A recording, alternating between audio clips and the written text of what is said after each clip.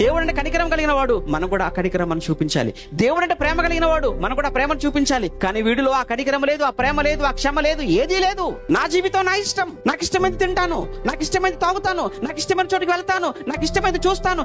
నా జీవితం నా ఇష్టం అంటే మీరెవరండి చెప్పడానికి?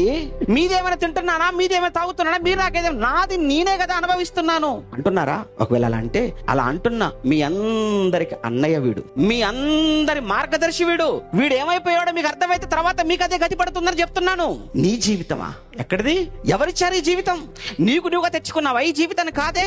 నువ్వు తల్లి గర్భం నుంచి భూమి మీదకి వచ్చినంత వరకు, అసలు వచ్చినంత వరకు కూడా నువ్వే వస్తావని మోసిన తల్లికే తెలియదు, తండ్రికి అస్సలు తెలియదు. ఆయనకు అమాయకుడు. అంటే ఈ జీవితం నువ్వు అనుకుంటే వచ్చింది కాదు, అమ్మ నాన్న అనుకుంటే నువ్వు పుట్టినవాడో కాదు. దేవుడు ఎప్పుడో జగత్తుకు ముందు నీ కోసం ఆలోచించి ఆ తల్లి గర్భంలో రూపించి తీసుకుని వచ్చాడు. అప్పుడు ఈ జన్మ దేవుడిదైనప్పుడు ఎవరిష్టం అనాలి? దేవుడి ఇష్టం. నా ఇష్టం అనకు దయచేసి. నా ఇష్టం అనే మాట డిక్షనరీలో తీసేయండి మీ జీవితంలో. ఎస్పెషల్లీ ప్రత్యేకించి క్రైస్తవులారా, మన ఇష్టాన్ని జరిగించుకోవడానికి మన బైబిల్ పట్టుకోలేదు, మన ఇష్ట ప్రకారంగా బ్రతకడానికి మన ప్రభు దగ్గరికి రాలేదు.